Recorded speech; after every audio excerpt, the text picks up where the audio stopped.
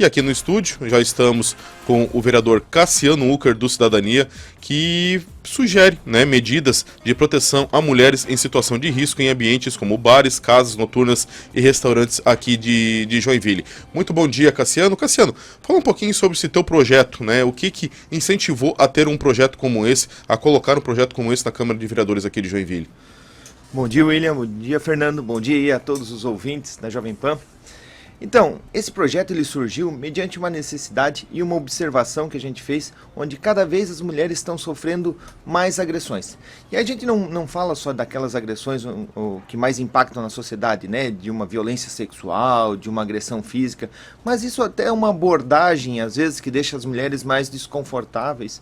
E pensando nelas é que a gente fez esse projeto. O projeto ele consiste em quê? Em treinar os funcionários dos bares, das casas noturnas nossas aqui no município, para que eles estejam preparados para quando virem uma situação dessa, ou para quando a mulher comunicar uma situação dessa para os integrantes, os funcionários desses ambientes, eles possam tomar uma medida proativa em defesa da mulher. Como a gente falou, pode ser desde tirar a mulher de uma situação onde ela está sendo assediada ostensivamente por uma pessoa, até uma situação mais grave ali, de uma agressão ou de algum ato que vá contra assim, a sua segurança e a sua liberdade. Então o objetivo é proteger as mulheres e com isso, e fazendo isso através de um treinamento dos profissionais que trabalham aí nos bares e nas casas noturnas aqui de Joinville.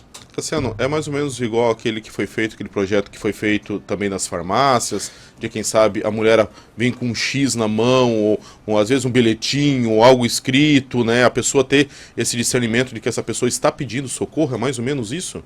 Exatamente, William. Ele veio, na verdade, dessa ideia mesmo, né? A gente ampliar um pouquinho essa rede, porque dentro de uma casa noturna, dentro de um bar, a mulher também ela está exposta, né? Até ela fica, às vezes, um pouco mais exposta, porque a gente sabe que tem ali a utilização de bebidas alcoólicas e isso muda um pouquinho a percepção das pessoas, tanto das mulheres quanto dos homens também. E as mulheres ficam, além de mais fragilizadas, mais vulneráveis, os homens eles também eles podem ficar assim mais alterados, exatamente, assim, mais encorajados para cima das mulheres. Então essa é exatamente essa a intenção. Similar ao projeto que ocorre nas farmácias, trazer esse ambiente seguro também para as mulheres nas casas noturnas e nos bares. Cassiano, fala um pouquinho agora, mas só para a gente concluir, como que está o andamento? Já está dentro de alguma comissão? Já está caminhando isso dentro da Câmara de Vereadores? Esse projeto vai começar a tramitar na Câmara de Vereadores. A gente protocolou essa semana, nós estávamos ali ainda na parte de textos dele, agora ele vai ser lido em plenária e depois ele vai caminhar para as comissões. Inicia pela Comissão de Legislação e depois o próprio rito da Câmara vai definir quais são as comissões necessárias. Provavelmente aí a nossa Comissão de Cidadania e Segurança também deve avaliar a situação. Doutor Cassiano, agora vamos falar também com o doutor Cassiano, para quem não sabe. O vereador Cassiano também é médico, né, plantonista, trabalha na rede municipal também aqui de Joinville. SAMU também ainda tá? Ou... Não, nas ambulâncias só na rede privada. Só na rede privada mesmo, né? Mas na rede pública aqui o senhor ainda sim, participa ainda? Essa noite nós estávamos de plantão, inclusive, lá no Pia Leste. Estávamos aí, escutei o Puchalski falar ainda um pouquinho do frio aí, da chuva que vai continuar, e essa mudança climática assim impacta bastante, né? A gente já começou a receber aí os casos das asmas descompensadas, as doenças respiratórias que sofrem com essa mudança de clima aí. Doutor Cassiano, puxando para isso agora, a gente sabe que, né, a parte do senhor não é a pediátrica, vamos dizer assim, mas nós estamos há 2 semanas aqui em Joinville sofrendo muito com a questão pediátrica, né, as crianças sofrendo muito com essa mudança de clima. A gente pega um calorão, como estava na terça e na quarta-feira, e hoje amanhecemos aí com 14 e 15 graus. E isso acaba impactando lá na frente. Não somente as crianças são as mais vulneráveis, os adultos também, mas as crianças são mais vulneráveis. E Joinville vem sofrendo muito com a questão pediátrica. Um grande exemplo, o hospital, o PA Sul ainda não ter voltado com a questão pediátrica, né? Isso acaba vindo, desaguando tudo no hospital infantil, que atende não somente Joinville, mas toda uma região, e também no PA Leste, lá na qual o senhor também faz parte. O que poderia ser mudado? O que falta para que Joinville realmente... Porque isso não é de agora, vamos assim dizer. Também a gente também tem que fazer esse levantamento. Isso não é de agora. Mas o que falta na saúde de Joinville para que fique pelo menos algo que a população nessas épocas não sejam tão impactadas? Então, William, você bem fez menção, esse problema nosso com falta de pediatras, isso não acontece agora. Isso por mais de anos a gente vem sofrendo e a cada ano a gente vem perdendo mais profissionais. Para quem é de Joinville sabe que há uns anos atrás existiam pediatras no PA Norte, pediatras no PA Leste, pediatras no PA Sul de plantão. Fora a rede de atenção básica, onde a gente também tinha, pediatras nas unidades, não de PSF, mas nas unidades básicas de saúde. Com o passar do tempo e por algumas iniciativas ali, esses profissionais eles acabaram perdendo o vínculo com o município, alguns porque eram contratados, alguns porque recebiam propostas de emprego melhor fora do município, e o nosso quadro de profissionais foi diminuindo a ponto de fechar primeiro o PA Norte, depois ficou pediatras no PA Sul e no PA Leste, e a escala ficou tão reduzida de profissionais que a prefeitura optou por deixar esses profissionais trabalhando somente num PA. A intenção era ter o atendimento 24 horas de pediatria em uma unidade pelo menos aqui no município. Só que a falta é tão grande que, por exemplo, como eu falei, essa noite estava de plantão, a partir da meia-noite nós não tivemos pediatras no PA Leste. E aí vai acontecer o que você falou, vai tudo afunilar no único lugar em Joinville onde a gente tem atendimento pediátrico, que é o Hospital Infantil. Isso sobrecarrega a estrutura, porque imagina uma cidade com 600 mil habitantes e todas as crianças desse município são atendidas apenas em um lugar. Vai congestionar mesmo. E o que seria a solução, assim, do seu ponto de vista? A solução, a gente tem que reestruturar a rede toda, William, porque esse atendimento ele não pode ser só o emergencial. A gente não pode ter só o atendimento quando a criança passou mal, que teve febre, que teve vômito, que tem dor. Não, nós temos que ter o acompanhamento da criança desde da unidade básica de saúde, desde a equipe de saúde da família, onde o médico de saúde de família pode sim fazer a avaliação, fazer o acompanhamento dessa criança, mas ele também tem que ter o seu respaldo, tem que ter a sua segurança de que quando ele precisa de uma avaliação com o olhar do especialista, com o olhar do pediatra, ele possa contar com esse profissional ou que ele possa contar com a gente chama de interconsulta, né? Seria um médico especialista, o pediatra, auxiliando o médico que está na porta. E com isso a gente começa a atender essa nossa criança não só nas unidades emergenciais, a gente começa a atender elas no seu bairro, no posto perto da sua casa. A partir dali a gente tem uma rede secundária de apoio, que são aí os pediatras mesmo, que vão atender aqueles casos que precisam de uma avaliação especializada. Então o médico do posto avalia, não é um caso urgente, é um caso que precisa ser acompanhado, mas que não precisa ser naquele minuto. Ele encaminha para as unidades de referência e o pediatra vai fazer a sua avaliação, vai fazer o seu atendimento, vai fazer a condução e vai definir se esse paciente precisa continuar com o pediatra na unidade básica de saúde ou se ele pode continuar com o médico de saúde da família na unidade.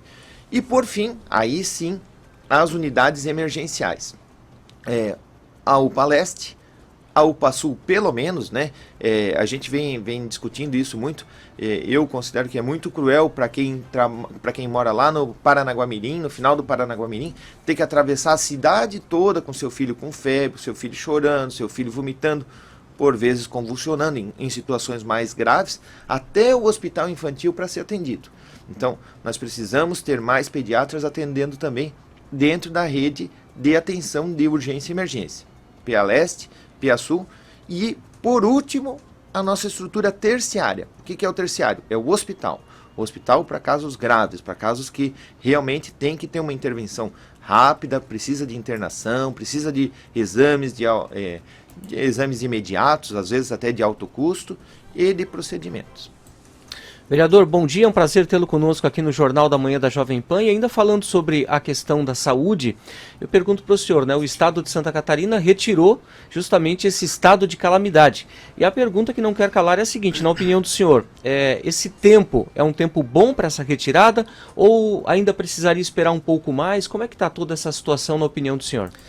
Então, Fernando, o estado de calamidade ele tinha sido instituído em decorrência da pandemia do Covid, certo? Então, assim, devido à pandemia que a gente tinha, foi instituído esse estado de calamidade, porque dentro da administração pública, a instituição do estado de calamidade permite que você tome várias medidas de uma maneira mais rápida, e com isso a gente dá uma resposta melhor à população. Em falando de pandemia de Covid, nós melhoramos muito. Entendeu? Nós conseguimos controlar a quantidade de casos, conseguimos controlar a quantidade de casos graves, então pacientes que precisavam de internação em UTI. Esse número a gente já vem controlando bem. Para quem acompanhou ali o portal do município, hoje eu acho que nós temos 11 ou 12 pacientes internados em UTI. Chegamos a 170. Entendeu? Então nós estamos a 10% do que nós tínhamos. Então hoje esse estado de calamidade pela pandemia, não vejo ele como necessário. E talvez até seja uma estratégia do governo tirar o estado de calamidade da pandemia para que a gente volte a acordar para as outras patologias, que não deixaram de existir em nem um minuto, mas que foram deixadas um pouquinho de lado para que a gente desse atenção para a pandemia, que todos sabemos teve muito impacto na nossa sociedade, perdemos muitos pacientes, perdemos muitos amigos, muitas pessoas, e agora, com o acalmar dessa situação, a gente volta a dar atenção para as outras patologias, hipertensão, diabetes, infarto, AVC, com doenças crônicas de uma maneira geral.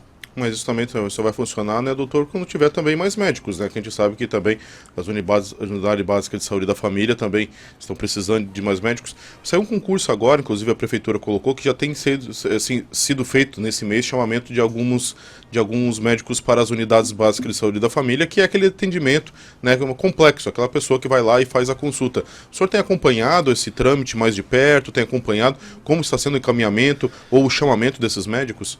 William, a gente tem acompanhado isso desde o início do ano passado, quando a gente assumiu essa parte de vereança, né? Essa queixa de falta de médicos em posto de saúde é um dos motivos, como a gente falou, da lotação dos serviços de urgência e emergência, né? As pessoas precisam ser atendidas.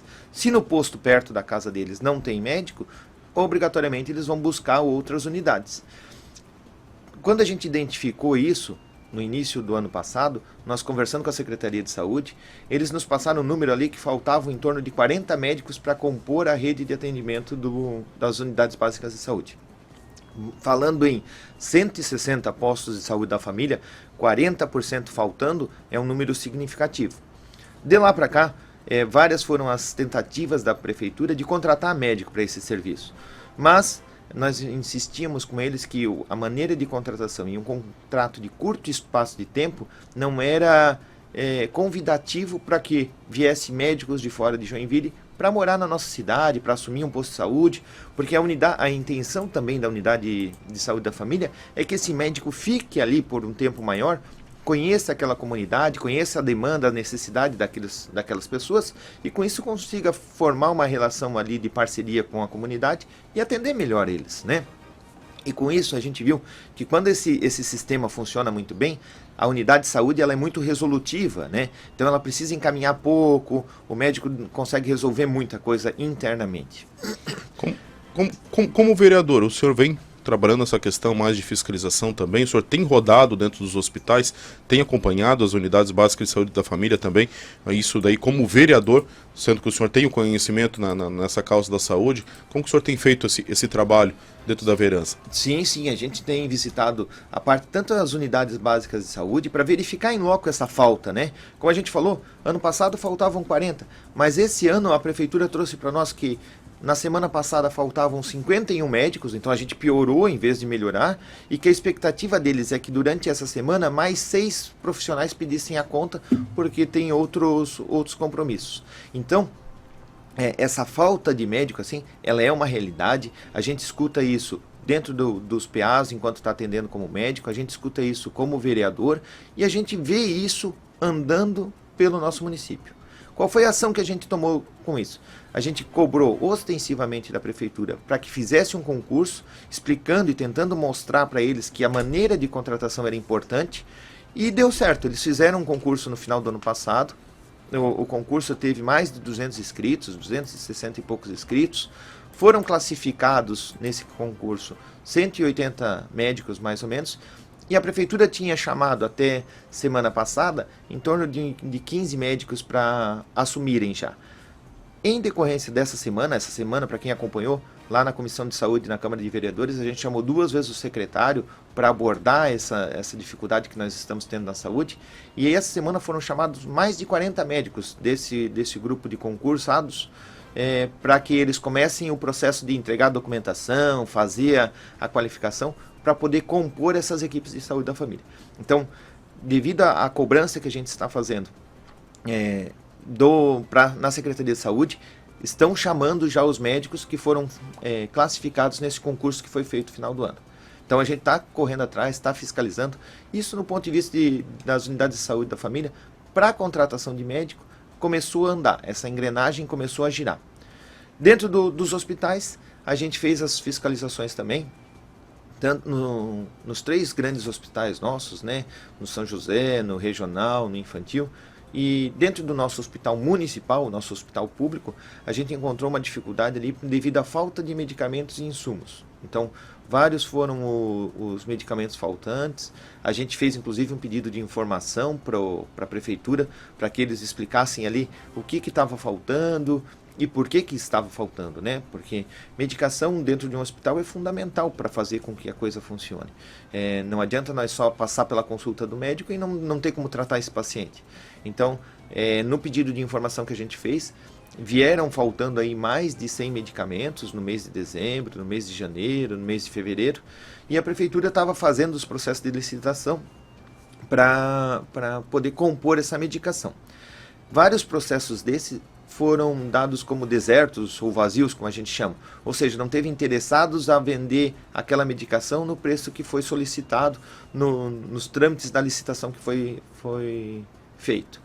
A prefeitura está programando outras licitações, mas ainda essa semana a gente cobrou do Jean, nessas reuniões que teve lá na Câmara de Vereadores, porque devido à nova lei da licitação, quando você tem uma licitação que deu vazio, a prefeitura ela pode, o Poder Executivo, pode fazer uma dispensa de licitação para compor de uma maneira mais rápida essa falta que está acontecendo dentro dos hospitais e principalmente dentro dos medicamentos, que são um tema sensível, né? Como a gente falou, não tem como ter um hospital faltando medicação. Então, o Jean disse que eles já estão trabalhando nesse novo modelo, que antes eles entendiam que tinham que ter 2 licitações para depois ter a dispensa de licitação, só que agora não. Agora ele disse que vai dar mais celeridade a esse processo. Com uma licitação sendo vazia, eles vão começar a praticar esse processo de dispensa para poder ter uma compra mais rápido e com isso a gente fazer o nosso hospital girar. E também a comunidade acaba sendo beneficiada e vamos acompanhar isso também aqui no nosso Jornal da Manhã. Vereador, precisamos ir para um rápido intervalo.